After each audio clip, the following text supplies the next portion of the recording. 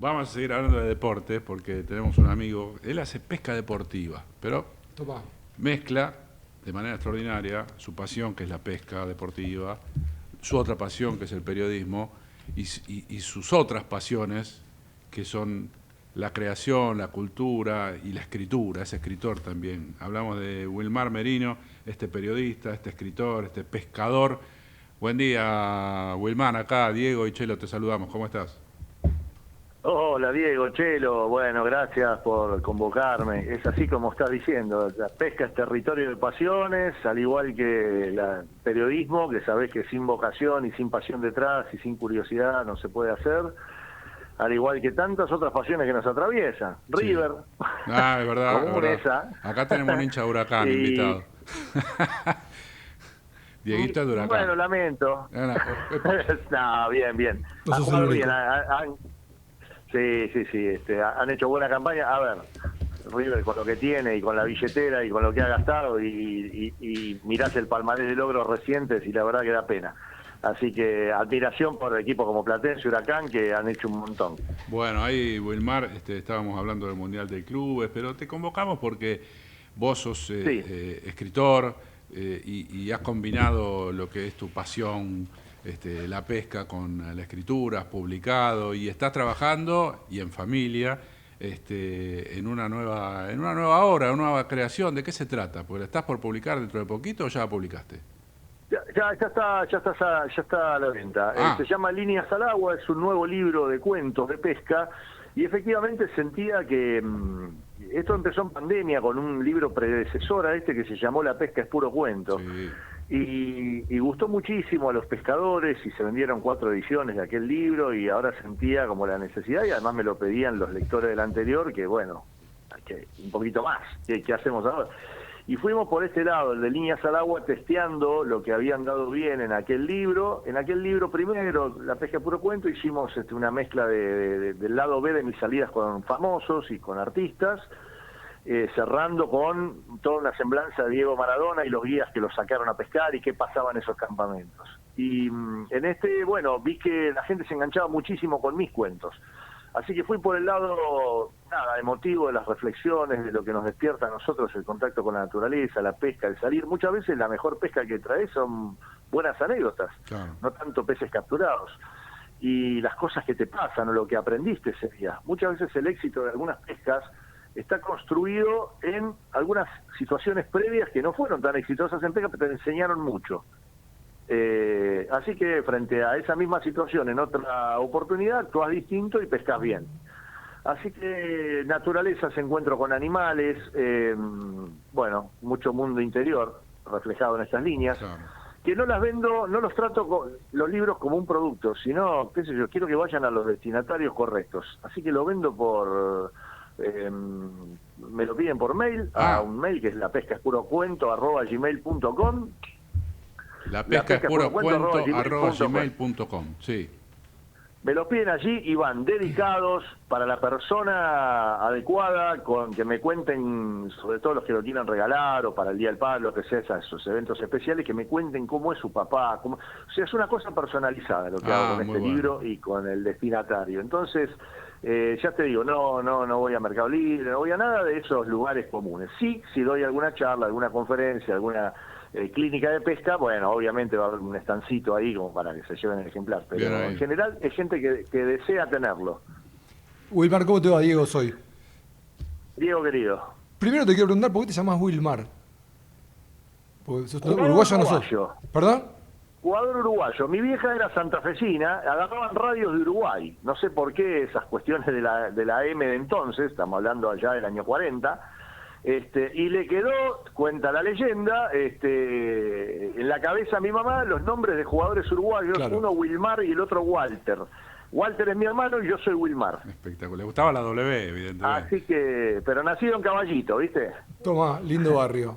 No mucho para pescar, Sí, ¿sabes? y mi segundo nombre es Ever, también bastante uruguayo, Ah. pero bueno, lo único que te puedo decir de Uruguay es que estuve el sábado, nos cruzamos el charco a pescar unos pejerreyes extraordinarios, ahí lo pueden ver en mi Instagram, también paso el chivito, @Wilmar Merino, unos peces superlativos que lamentablemente están pasando más cerca de la orilla vecina que de la nuestra. Así que hay que navegar bastante para dar con buena pesca. ¿Y por qué? Ay, todo lo que es pesca para mí es cero, o sea, no tengo idea. Así que te pregunto, Sí. ¿por qué está más de aquel lado que de este? Porque, mira, hay una cuestión de densidad, el agua salada va por debajo y el agua dulce por arriba, en ese momento en donde se mezclan las dos aguas en este estuario. La migración del pejerrey, que en estos momentos está remontando para los grandes ríos, que son el Uruguay y el Paraná, es una especie eurialina, que cambia su grado de aceptación de salinidad. Puede venir de un estuario de aguas casi salobres, casi saladas, a vivir en agua dulce y reproducir en agua dulce. Entonces, en este momento está en ese tránsito y el agua salada lo lleva a pegar contra la costa uruguaya y remontar más fácil por allá. No hemos tenido un invierno tan frío pese a esa ola polar, fíjate que hoy estamos con 20 grados, y el agua de este lado todavía sigue recibiendo más aportes del Paraná que del Uruguay. Entonces, ese barro en suspensión que viene del Iruñá, que viene de Bolivia y de Salta, que trae el Bermejo y que le da el color rojizo al río Color de León, justamente no ha decantado suficiente. Entonces el pejerrey prefiere pasar más por aquel lado. Yendo a lo literario, a la cuestión de lo que nos atañe, ¿tu texto, tus cuentos son ficciones o hay también cuestiones crónicas o cosas que hayan sucedido? Hay mucho de autobiografía, uno se pinta en algunos trazos, pero también hay mucho de ficcionalización. Hay personajes que los conocí en un lado y los pongo en otro haciendo otras cosas, pero las características del personaje son reales. Entonces, hay de todo. Hay mucho de autobiografía, hay cuentos que hablan de mi infancia, cuando me dieron el mejor regalo del mundo, que es una bicicleta. En aquel momento era como ponerme alas en las piernas, no había celular, no había nada, me tomaba el palo y volvía por ahí a las 12 de la noche con un anzuelo pinchado de la costanera. Tus viejos no sabían nada, bueno, todas esas cosas, viste, que uno decís, hoy que uno es padre de hijo adolescente, dice, ¿cómo? Pero ¡Qué locura! ¿Cómo? Era el momento que Era normal. te ibas a descubrir el mundo, Y nos ¿no? Porque juntábamos con esa 4 en bici, bicicleta y claro, nos vamos, claro. a descubrir Sí, que había era más así. allá, ¿no? Bueno, y en ese contexto conocía personajes, me hice amigo de un linchera que me enseñó algunas cosas de pesca, un tipo, o sea, si hoy mi hijo me cuenta que a los 7, 8 años se iba a ver con un linchera en Palermo, y viste, le pongo una jaula, pero hay cosas que ni siquiera se le contaban a los padres, por supuesto, eran cuestiones de uno. Además, yo, sí, chiquitito, papá, vamos a pescar, no, bueno, afanaba 3 monedas del bolsillo y yo vivía en Serrano y Corrientes, me tomaba el 55, me bajaba en Plaza Italia. En aquel momento el zoológico era gratuito, entonces yo sabiendo que entraba por Plaza Italia y saliendo por Libertador, enfrente tenía el laguito donde iba a pescar chanchita. Claro, ahí arrancó. Ese era mi GPS, ese era mi GPS, ¿viste? Está bien. Y bueno, era así, ya, ¿viste cuando no se puede contradecir la pasión de un niño? Cuando vos ya lo ves rumbeado para acá, bueno, no le pongas ningún escollo en el camino porque lo va a saltar. Claro. Qué loco que te haya gustado la pesca de pibe, porque en general los pibes, a mí me llevaban a pescar de pibe y me comían en bola y decía, ¿qué pasa acá? No, ¿Qué es lo que va a pasar acá? Soy hijo de padre y hermano acuarista, entonces en casa teníamos tanques, cuidábamos peces, criábamos peces, y entonces el mundo a mí me fascinaba. Yo era el preguntón, ¿por qué los bagres tienen bigote? ¿Por qué los peces no tienen párpados? ¿Qué comen? ¿Qué tienen en las tripas? Bueno, yo quería saber todo. Y además mi padre y mi hermano también eran pescadores, de modo tal que cuando íbamos a pescar, yo fascinado por ese misterio que hay bajo la superficie y entendía que justamente aquellos que hacen ciertas cosas bien tienen más éxitos que otros. Entonces era cuestión de observar y me pegaba mucho a quien pescaba bien y preguntaba y copiaba. Eso es importante, porque hay gente que dice, sí. Charlando con Wilmar en otras ocasiones, en otros programas también, ahí yo aprendí algo de los pescadores, que es muy impresionante, que también la pesca es una excusa como para conocer la Argentina, ¿no? O variar de rumbo, porque uno dice, bueno, lo enorme que es nuestro país y la excusa de la pesca para ir a conocer lugares, pero también apasionarse por esos lugares, ¿no? Y hay lugares que uno, si no fuese por esa actividad, no conocería, me imagino. Exactamente, yo hice un programa 6 años en Canal de la Ciudad, que todavía lo siguen repitiendo estos muchachos, Sí. que se llamó Expedición Merino, se llama porque todavía está, Sí. donde era una especie de pescador cultural, digamos, no sé, iba con la excusa de ver qué me daba cada charco, pero de conocer las historias que hay al lado de esas orillas. Claro. ¿Por qué un tipo decía fincarse en un lugar donde va a venir el río y le va a tirar la casa abajo y la reconstruye de nuevo y se queda y no se va? ¿Por qué un tipo que ganaba en dólares como cuidador peticero de caballo de polo en Londres eligió largar todo, volverse a Gualeguay y vivir aislado en medio de una isla y almorzar con cardenales al lado, nada más?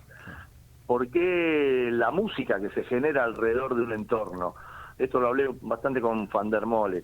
¿Por qué ciertas formas culturales y ciertos oficios perdidos, el mimbrero, bueno, el trasmayero que todavía sigue estando, la gente que hace cuestiones que no puede hacer en otro lado que no sea en un entorno así?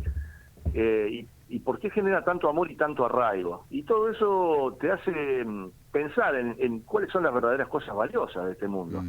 Que en definitiva es el camino de cada uno de buscar la felicidad, de transitar por caminos que nos hagan, que nos llenen el alma. Porque te vuelvo a decir, señor que ganaba fortuna en dólares, y si yo no sé hablar inglés, salgo acá y no tengo con quién hablar, no tengo amigos, me quedaba con los caballos, y para eso me quedo en Gualeguay. Tengo los caballos y tengo el río y tengo todo lo que quiero. Ahí generalmente a Wilmar se lo puede ver en la tapa de la revista Weekend con alguna de sus presas, que después devuelve al agua, atención, porque no es que le agarra los pescados y algunos van de vuelta. Hay especies.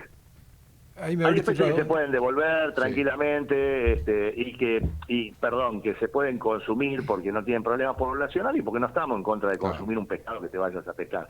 Estamos en contra de matar algunas especies que le cuesta horrores. Por ejemplo, una hembra de surubí, para hacer su primer desove, tiene que llegar a los 6 años y al metro de longitud.